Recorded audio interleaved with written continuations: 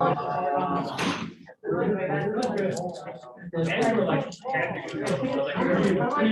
I'm not here. Okay. Yeah. Oh, well. I will share my screen at least then, even if I cannot. You mean speaker? Yeah, it's more audio working. Well, no, because oh yes, speaker. Is that? Do you see like the presentation screen? I say we can see and hear you, and I should get audio to work. Okay, chat. Yeah, cool. Okay. Wait, change my speaker settings. I want to figure out where my speaker settings are. Okay. I guess that's good enough. And I'll just ask people to use chat if anyone joins through Zoom. Cool. Preferences, audio.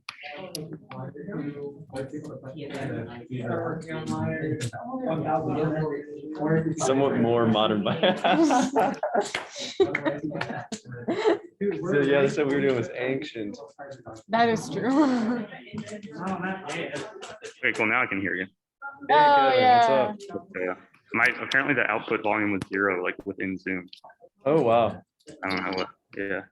Okay. Cool. Like seven people here, I guess. Or maybe I'll wait a little bit, but I also don't know how many people this will get because phone is hard and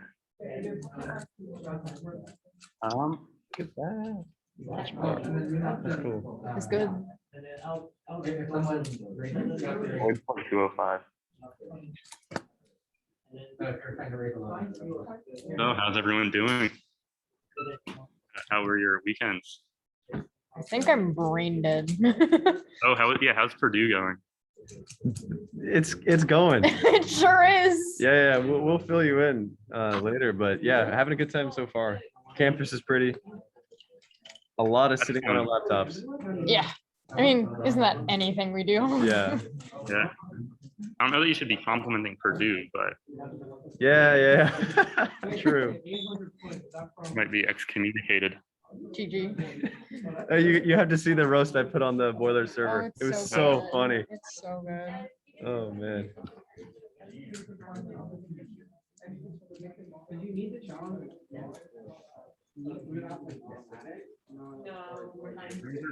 Definitely SIF, right? It's one of the things on the board. I don't know who voted Granger. That's just wrong.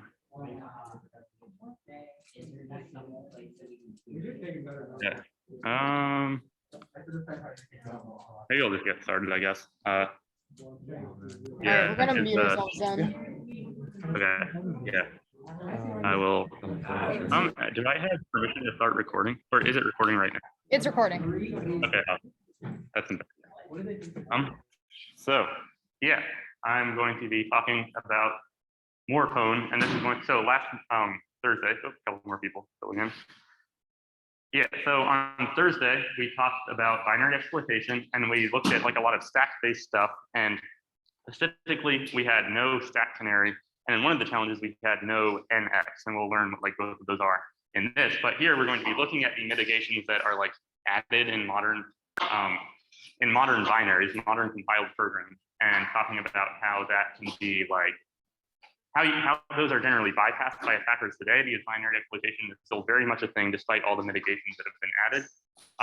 And we're not going to go like we're not going to get to the most modern stuff because like there is a lot of history in binary exploitation. Like the stuff we covered Thursday is from like the 90s, and this stuff is more recent and maybe somewhat applicable today, but also not what attackers generally use. But it is a good like stepping stone to get there eventually. But yeah, this is somewhat more modern binary exploitation.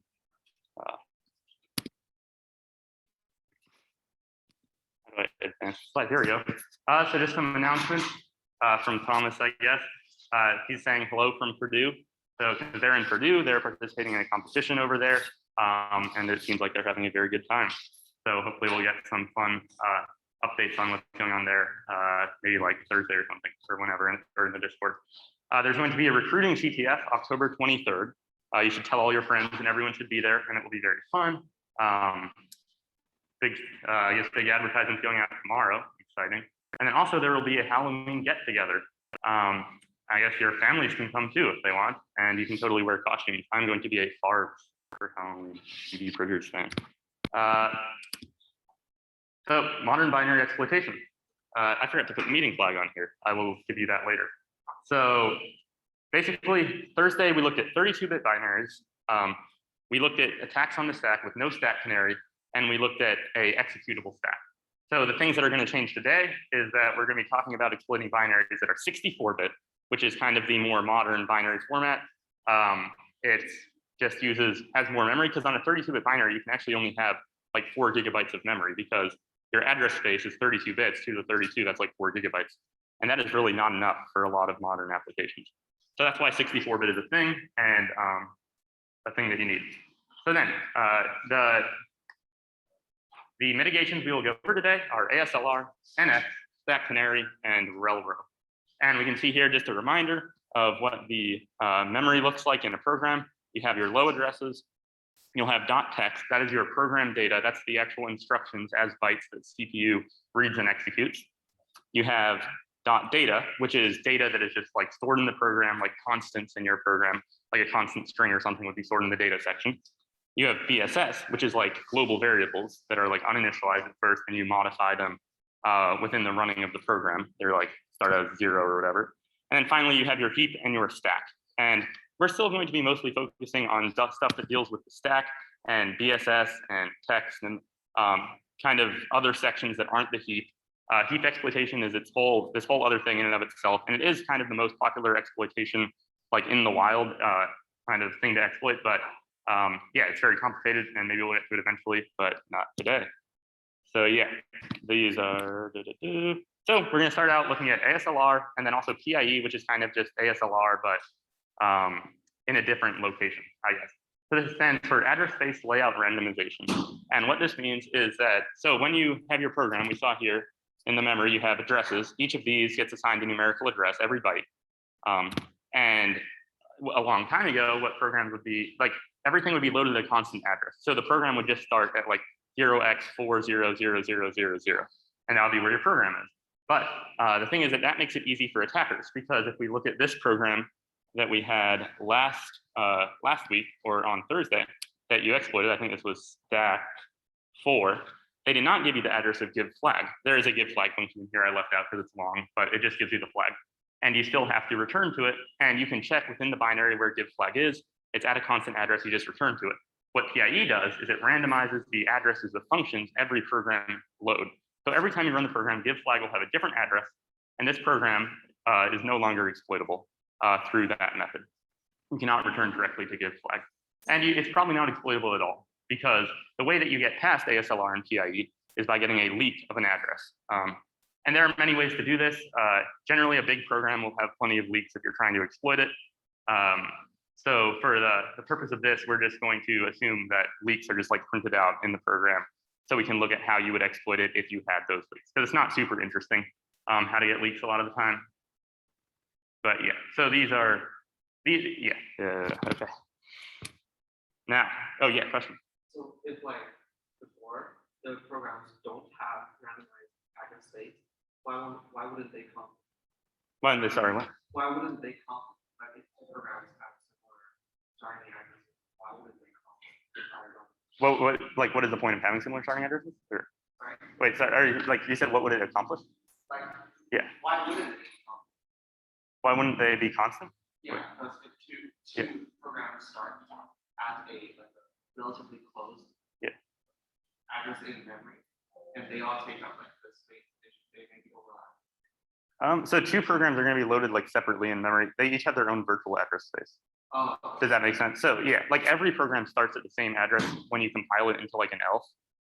An ELF is like it specifies the virtual addresses that you're loading at. And you can actually compile programs with different starting addresses if you're having a constant address. And every program that executes has its own virtual address space that is going to, like, and memory accesses happen within the context of that, I guess. Does that make sense? Or like answer your question? Okay, cool. Okay, here we go. Non-executable stack. So this is Stack 5. Okay, well, every memory segment has 3 permission bits. You can read and this is the same as file permission bits. So you can read the memory if the read bit is set. You can write to the memory if the write bit is set. Or by you, I mean like the code of the program.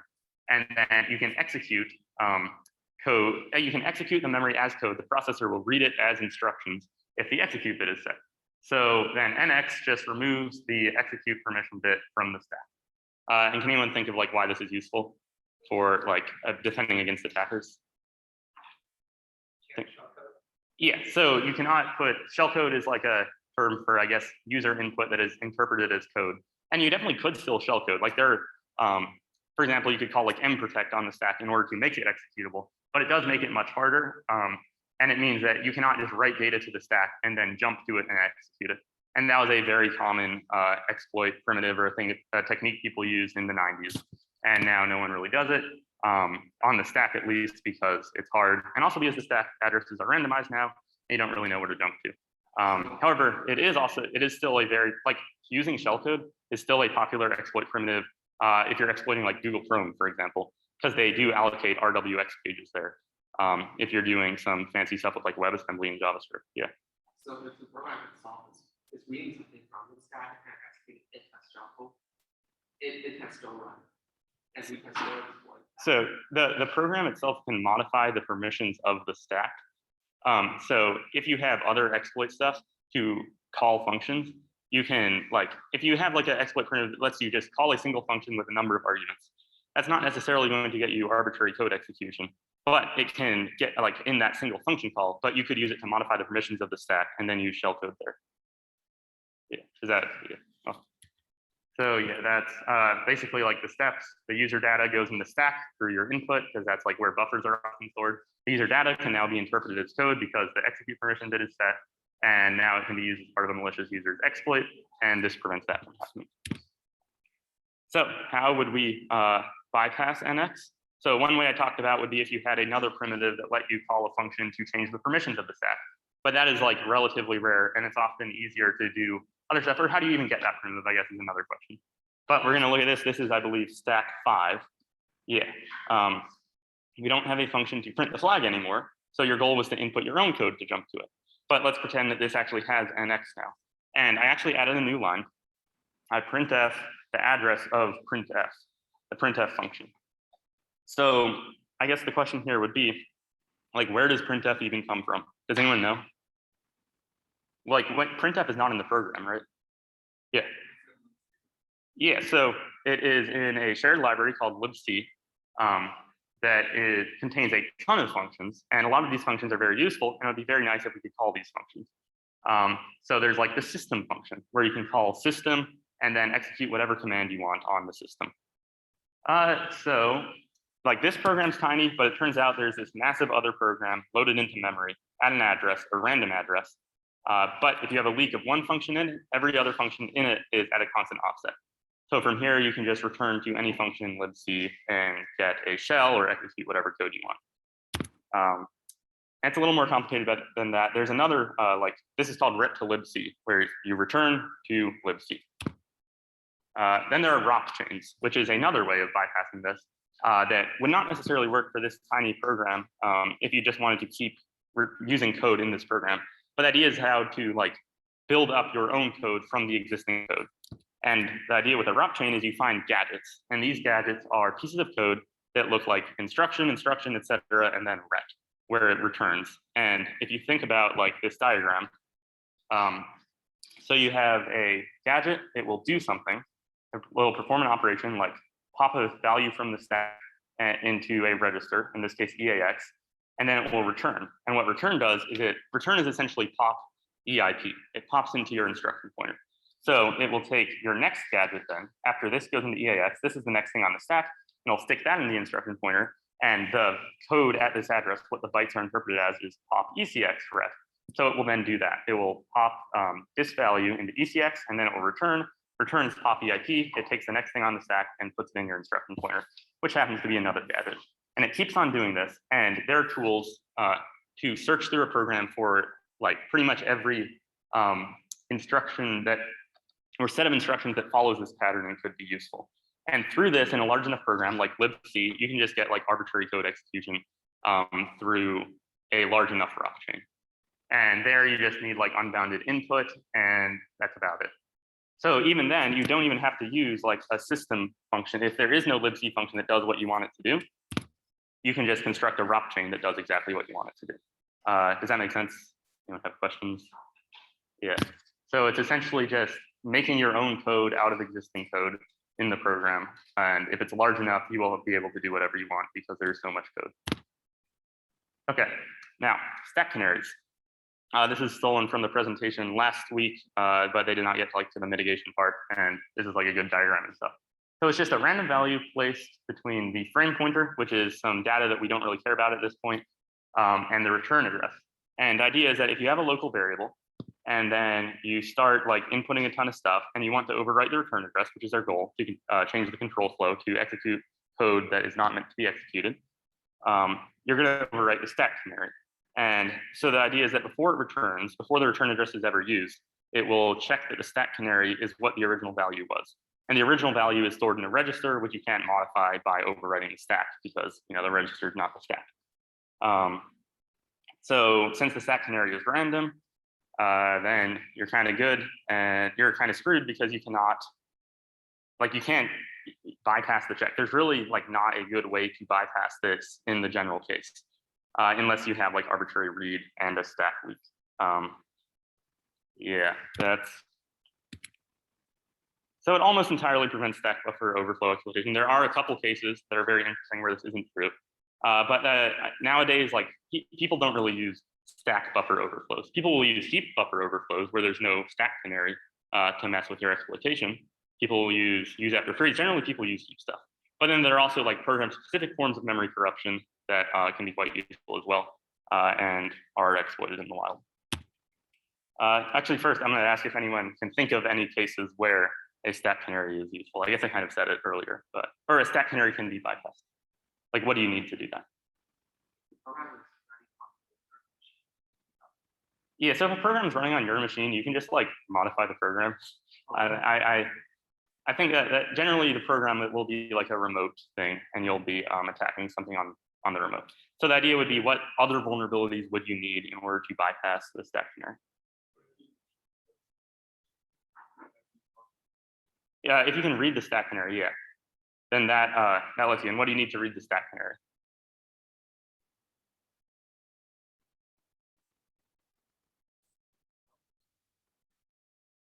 Yeah, I mean, you need to be able to, read it from, okay. I would say you generally want an arbitrary memory read. It's unlikely that you just magically get a read of the specific address you need for the stack canary. It's generally going to be, you get an arbitrary read because you control some pointer that the contents are outputted somewhere. But since the stack address is randomized, you also need a leak of the stack address. And this is a relatively rare scenario if you have this and you also can't exploit it in some other easier way. So this doesn't come up too often. But the one that does actually come up is if you have a forking program that has observable and recoverable thrashes. And this is actually super interesting. I did a CTF challenge a while ago where it was Nginx or Nginx or however you say that, which is a web server, a reverse proxy. And there's a vulnerable module, and that module had a buffer overflow. And the thing is that the stack canary is not re-randomized for forks of a program, which kind of makes sense because a fork just duplicates the state of the program and continues executing with just the return value of fork being different.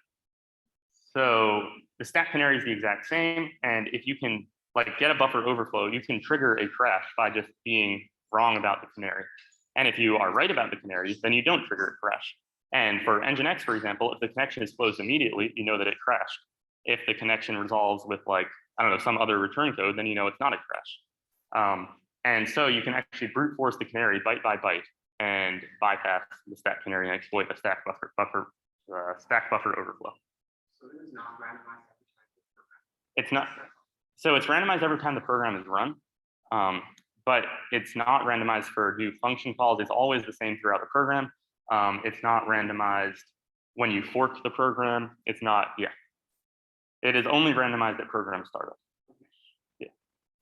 How is the random value generated? Do you try to hack the seed space? I think it's probably a secure, like OS cryptographically secure random number generator. I'm not certain. It's like seeding, right? Seeding that with like pi or something. Probably. Let's see. How is SIGPwny?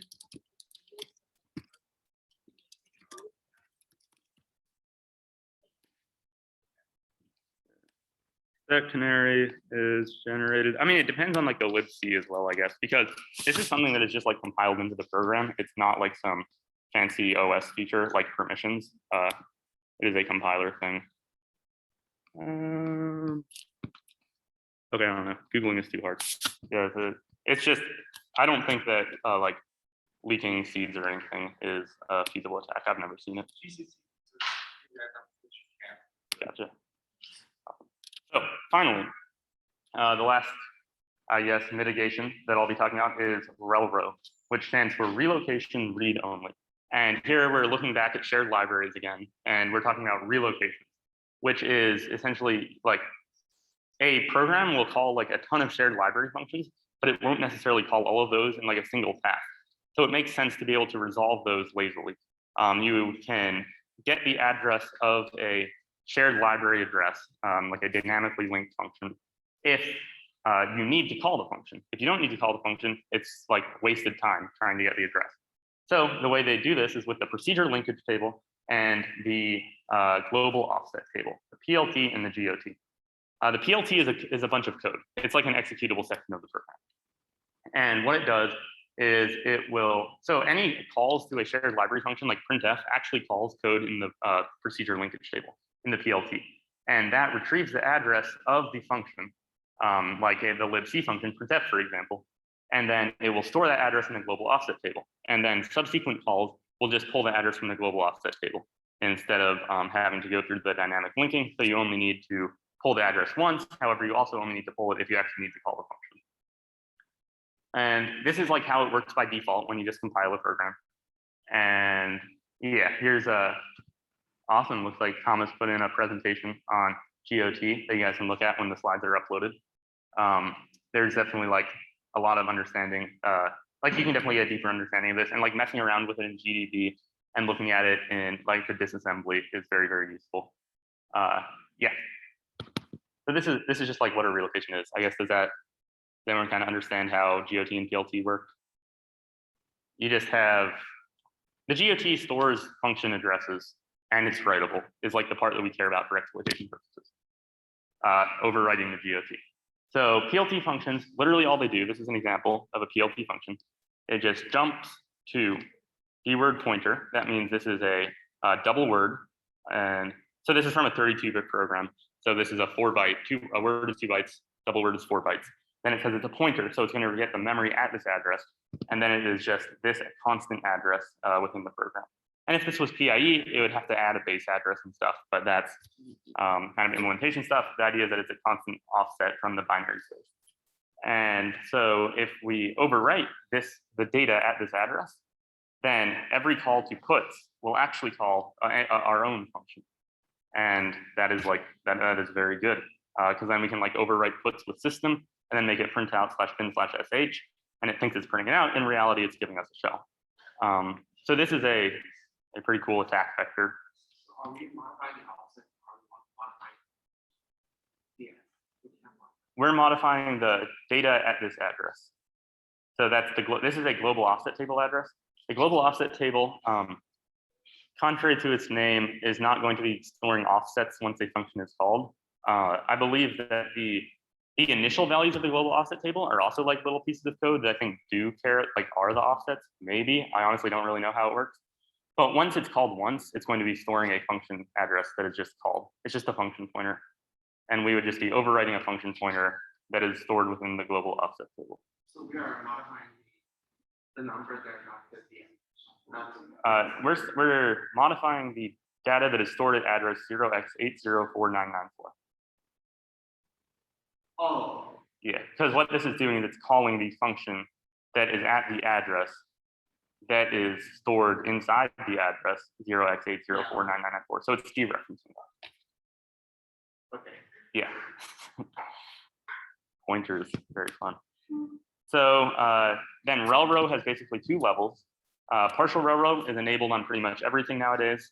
It just changes the memory order of your like program sections in order to make it harder to overwrite GOT addresses. Because without partial railroad, the order of your function, the order of your like sections is .bss and then .dot. .bss is where your global variables are stored.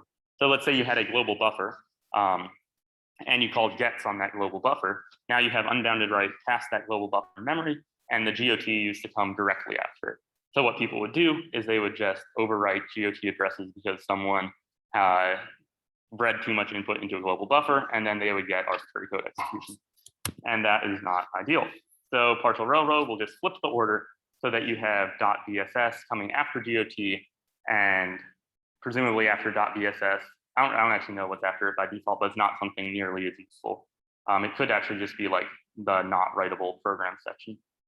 Yeah. Then there's full railroad, which is when all shared library function addresses are resolved at program startup. So this kind of gets rid of the performance advantage we talked about, where you are lazily resolving the functions, but it has a relatively large, arguably relatively large security benefit, because GOT overwrites are no longer possible. If you have an arbitrary write, you have to look somewhere else in order to get arbitrary code execution. The thing is that if you have a libc leak, there are so many function pointers in libc that you can overwrite that this doesn't stop you from exploiting like any decently sized program. There are just so many random function pointers in memory if you hop in GDB and just like start searching around. Or if you have C++, if you have a C++ binary, you have function pointers all over the place because of virtual methods. So the usefulness of this is maybe a little bit debatable, but I guess it stops like one strategy of attack. And that is basically it. Next meetings. So on Thursday, we're going to do physical security, which I'm very excited for because I've never picked a lock before and I want to.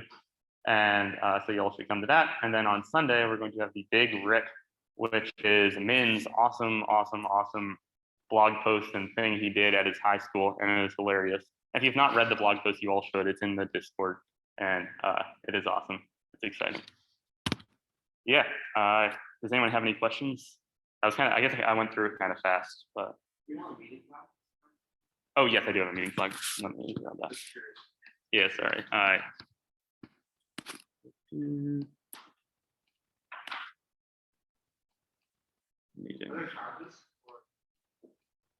So I did not create any challenges for maybe two reasons. One of which is that I feel like for these, for things, when